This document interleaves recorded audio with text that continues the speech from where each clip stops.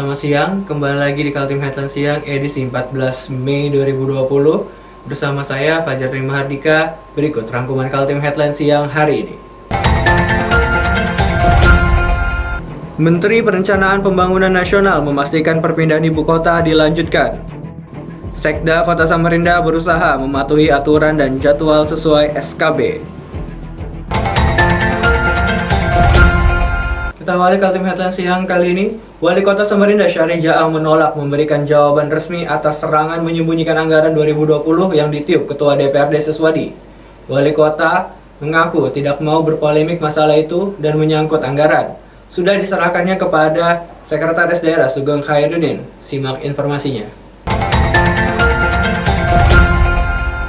Tudingan Ketua DPRD Kota Samarinda Siswadi bersama sejumlah anggota Badan Anggaran jadi polemik di masyarakat. Sejumlah warga mempertanyakan apa yang sedang terjadi antar dua lembaga pemerintahan yang mestinya saling bahu-membahu menghadapi pandemi COVID-19. Sebelumnya, Ketua DPRD Siswadi secara khusus mengundang para wartawan ke ruang paripurna Gedung DPRD Kota Samarinda Jalan Basuki Rahmat. Kepada puluhan wartawan, Siswadi yang didampingi dua wakil ketua dan belasan anggota Banggar DPRD menumpahkan unek-uneknya. DPRD menuding Pemkot Samarinda bermain anggaran sendiri, berlindung di balik kondisi darurat COVID-19, dan menyembunyikan anggaran dalam APBD tahun 2020 yang telah disahkan bersama eksekutif dan legislatif. Ada hal-hal yang tidak benar dalam penggunaan APBD Kota Samarinda maupun pergeseran APBD Samarinda. Ini dibuktikan berapa kali DPRD mengundang pemerintah Kota Samarinda selalu tidak hadir dengan alasan corona. Hari ini sengaja saya dihadapkan oleh kawan-kawan semuanya dengan keadaan seperti ini karena ingin saya menyampaikan pesan kepada masyarakat bahwasanya alasan pemerintah Kota Samarinda tidak mau hadir di gedung ini karena corona itu bohong. Diundang oleh DPRD Kota Samarinda, hari ini pun mereka tidak siap hadir. Jadi sekali lagi, ini yang kami sampaikan kepada kawan-kawan bahwasanya ada indikasi yang bermain dalam proyek krisis kemanusiaan COVID-19 yang ada di Kota Samarinda. Mendapat serangan terbuka dari Ketua DPRD, Wali Kota Syahri Jaang tidak bersedia menjawab secara resmi tudingan yang diarahkan kepadanya. Dikejar wartawan Rabu pagi, Wali Kota menjawab pertanyaan wartawan sambil berjalan. Dia menyerahkan jawaban masalah itu kepada Sekretaris Daerah Sugeng Khairuddin. Sebagai orang politik, Syahri Jaang mengaku tidak mau terlibat terlalu jauh soal mekanisme anggaran dalam APBD tahun 2020. Sama Pak Sekda. Nanti kalau saya menjawab salah ya, tapi saya menghormatin semua pihak, menghormatin apa yang menjadi statement dari Ketua DPRD dan teman-teman Dewan. Tapi bukan kami tidak menghargai, tidak mengkomunikasikan, tapi nanti Pak Sekda yang menjelasin ya. Sekretaris Daerah Sugeng Khairuddin belum bisa dikonfirmasi, namun menurut kabar dari lingkaran Balai Kota Samarinda, keterangan resmi akan segera digulirkan. Tim Kaltim TV melaporkan.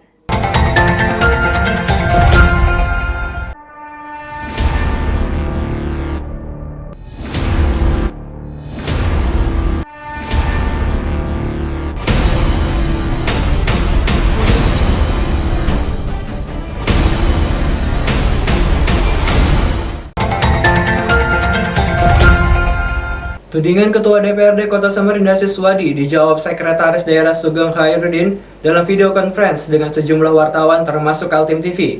Sugeng secara blak-blakan menjawab tuduhan itu tidak punya dasar. Simak informasinya. Akhirnya pemerintah Kota Samarinda menjawab serangan dari Ketua DPRD Kota Samarinda Siswadi. Melalui video conference dengan sejumlah wartawan Rabu siang 13 Mei 2020, dia mengaku cukup terkejut dengan tuduhan itu. Satu persatu Sugeng menjawab serangan yang dialamatkan kepada dirinya maupun Pemkot Samarinda. Makasih. Yang pertama, kalau tidak ada komunikasi tidak benar. Karena yang diamanatkan dalam SKB 2 Menteri, ya, refocusing relokasi ini cukup dengan perkada, kemudian memberitahukan kepada pimpinan Dewan. Secara pendahuluan sudah kita berikan informasi kepada Dewan. Ini yang terjadi, kontraksinya terjadi di sini, anggaran kita. Tentang rincian, ini kan sedang diolah oleh Bapeda, TAPD yang lain, BPKD, ya. Setelah nanti jadi RKA, kan pasti kita lakukan semua. Tetapi bukan fasilitasi, dalam artian tidak ada di situ diamanatkan untuk deal-dealan, tidak ada untuk setuju atau tidak setuju, karena ini harus tegas, harus cepat dilakukan. Kalau tidak, ada konsekuensi penalti dari pusat. Coba dicek, kita termasuk daerah yang selamat, tidak ditunda daunnya. Bayangin, ada 300 sekian daerah kabupaten kota yang ditunda. Kalau ditunda, gajinya tertunda. Nanti marah lagi, TAPD ini gimana? Jadi kita kerja cepet, nggak ada itu. Nah, sehingga kita dapatkan tadi yang tadi uangnya begitu, defisitnya itu ada sekitar 961 itu, apa-apa yang harus dipotong. Nah, tentunya kami kembali lagi itu ada payung hukumnya. Payung hukumnya SKB 2 Menteri, yang dipotong adalah belanja pegawai, disesuaikan dengan kemampuan dan kebutuhan. Tentunya tidak mungkin belanja pegawai dipotong karena itu ada gaji dan sebagainya. Kemudian belanja barang dan jasa itu dipotong minimal 50%. Kemudian yang ketiga, belanja modal itu dipotong minimal 50% juga. Dan itu sudah kami lakukan. Kami lakukan untuk barang dan jasa itu 50%, untuk belanja modal 53%, belanja pegawai 6%. Formulasi itu kita dapatkan dulu secara global. Setelah secara global, itulah yang kita breakdown ke OPD-OPD ini. Uangnya segini, kita bagi cash. Ini yang bisa dilaksanakan. Sebelumnya, Ketua DPRD Siswadi menyebut nama Sekda Kota Samarinda berada di balik penyembunyian anggaran-anggaran dengan dalih penanganan COVID-19. Menurut Ketua DPRD, pemerintah diundang berkali-kali untuk membahas soal anggaran, tapi tidak pernah mau datang. Menurut tudingan tidak mau hadir jika diundang DPRD, menurut Sugeng, dia mematuhi protokol kesehatan dan tidak ingin pemerintah menjadi sorotan publik kalau melanggar protokol kesehatan. Jawabanku pertama, aku mengikuti surat dari Menteri Dalam Negeri, yang mana dalam posisi pandemi COVID-19 ini diharapkan seluruh jajaran pemerintah daerah tidak melakukan pertemuan-pertemuan fisik yang mengundang orang banyak, yang dapat kuartikan dan diartikan definisinya lebih dari 10 orang, ya. Sehingga kami menerapkan itu, diundang ke sana pasti lebih dari 10. Sehingga saya bikin surat jawabannya, tolong kita virtual konferensi aja, fit call aja. Kalau seperti ini silakan. Yang penting teman-teman yang terhormat itu ngerti lah bahwa tidak ada sedikit pun kita mau menyembunyikan. Ngapain hari gini kok urusan menyembunyi-nyembunyikan? Kalau virtual begini, jangan kan anggota dewan aja yang aku kasih tahu, seluruh dunia kan tahu ini. Kan bisa dianukan, tidak ada masalah. Kaidah-kaidahnya jelas, semuanya kami ikuti langkah-langkahnya. Kalau mau keluar uangnya itu harus di review. Ada APIP, inspektorat kami, ada BPKP, ada kejaksaan, ada kepolisian, dari unit tipikornya, KPK juga sudah memonitor. Dari mana beraninya untuk mengambil kesempatan menyembunyikan? Janganlah seperti itu menjadi bisa kasihan gitu loh. Kasihan nanti kalau tidak terbukti, apalagi ini malu sendiri. Itu ya. Wali Kota Samarinda Syahri Jaang yang juga jadi sasaran tembakan liar dari Ketua DPRD tidak mau menanggapi. Karena menyangkut anggaran, dia menyerahkan kepada Sekda Sugeng Hairudin.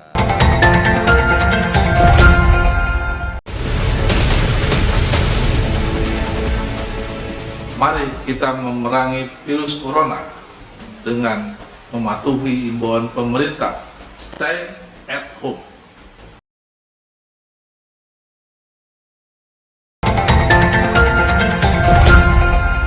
Sekretaris Daerah Kota Samarinda Sugeng Khairuddin menjawab serangan Ketua DPRD Siswadi yang menyebutkan Pemkot berlindung di balik surat keputusan bersama dua menteri, Mendagri dan Menkeu. Menurut Sugeng, dia berusaha mematuhi aturan dan jadwal sesuai keinginan dalam SKB. Simak informasinya.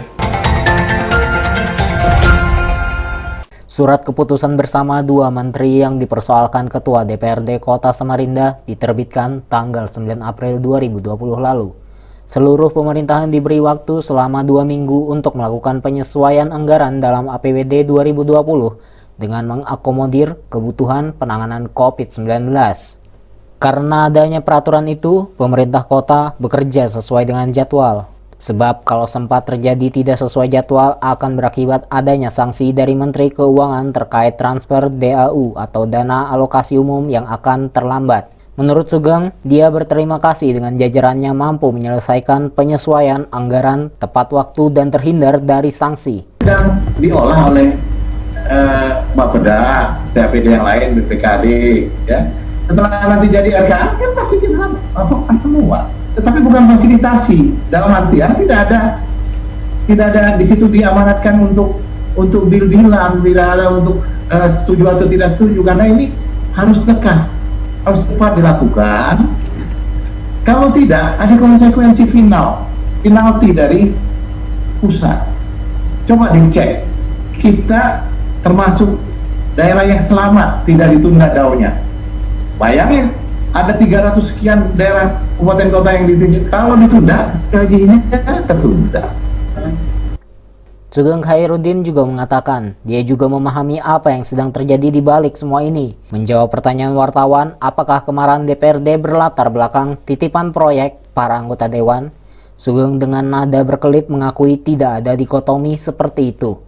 Menjawab yang kedua, ini nyambungannya yang kedua, apakah itu berkaitan dengan proyek yang titipan DPR, proyek wali kota? Saya pikir tidak ada dikotomi seperti itu, ya.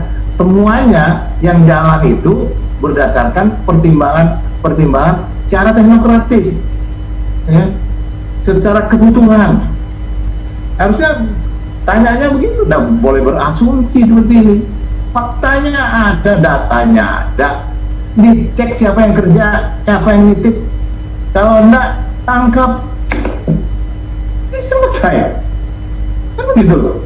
Semua mengawasi, kenapa masih enggak? Loh, pertanyaan saya kenapa harus ketemu fisik? Kenapa enggak mobil itu apa? Kalau saya tanya balik, kenapa begitu? Kalau saya sudah jelas alasannya begitu tadi. Nah, itu yang perlu. Sejauh ini belum ada jawaban apa yang akan dilakukan Pemkot Samarinda dengan mitranya di legislatif. Sugeng berpendapat langkah perbaikan hubungan dengan mengajak semua pihak menjadi pendekar yang menegakkan perundang-undangan. Tim Kaltim TV melaporkan.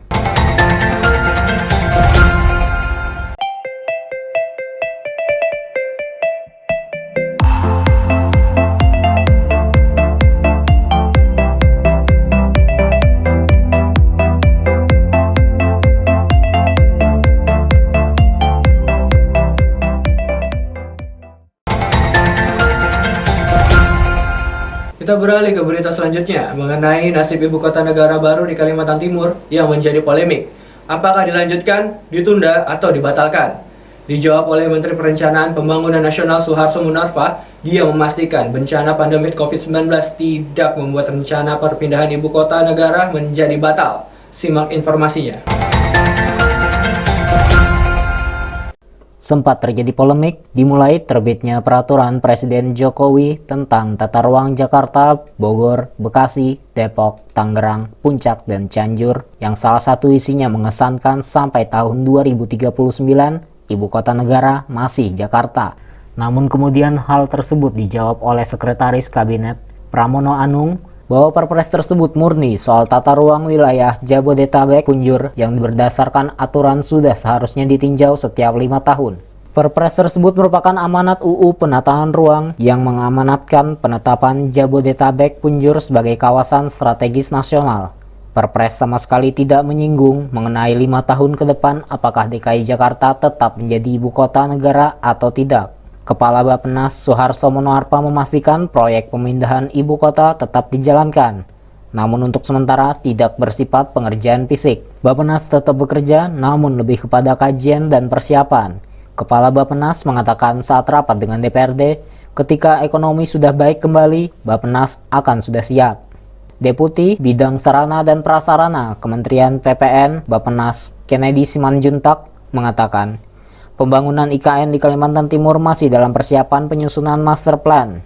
Sedangkan beberapa infrastruktur di Kalimantan Timur terus berjalan dan beberapa sudah terbangun. Di antaranya jalan tol yang sudah terbangun dan masih diteruskan. Tim Kaltim TV melaporkan.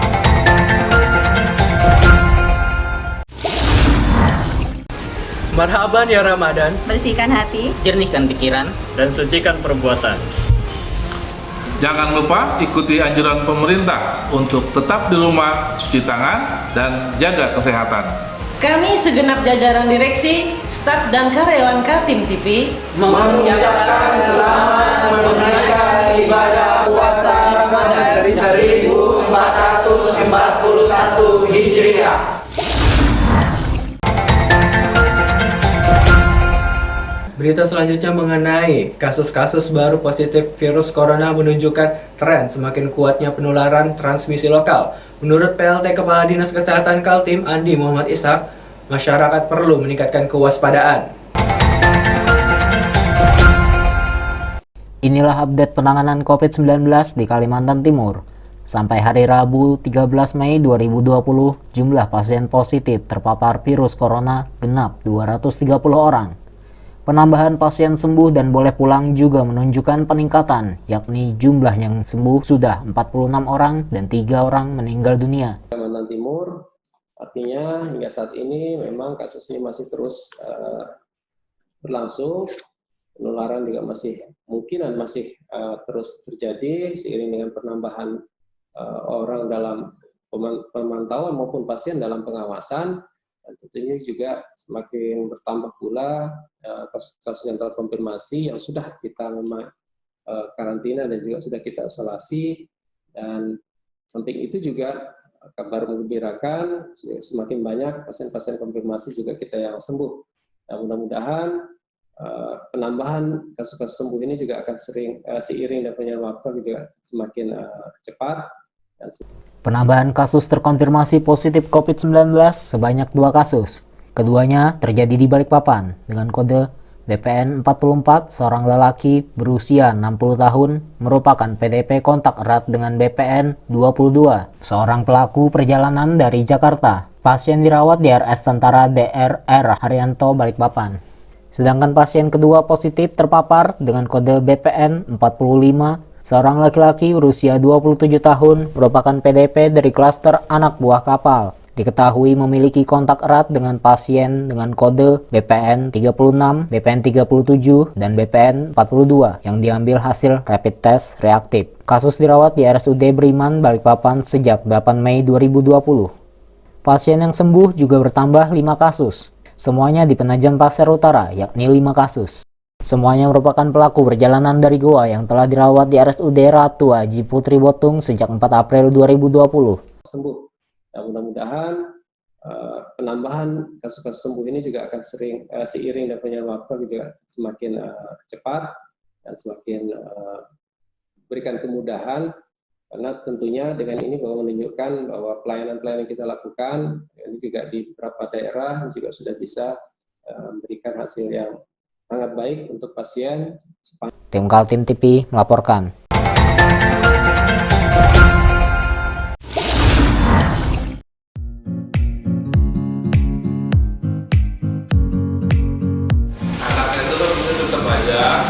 Cara mudah beriklan digital di Kaltim TV.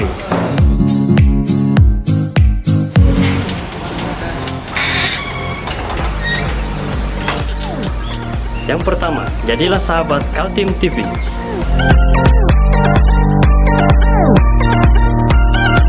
Dengan Rp1.000.000, para sahabat mendapat 20 kali tayang di slot berita kamu.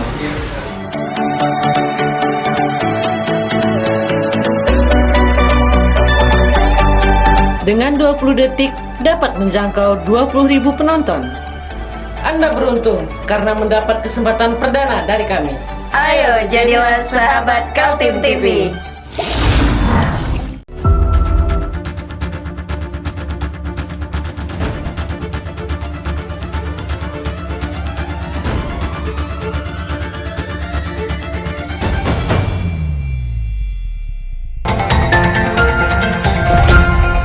Demikian Kaltim Headlines siang kali ini. Jangan lupa ikuti kami terus di channel YouTube dan fanpage Facebook Kaltim TV. Saya Fajar Trimahardika, pamit undur diri.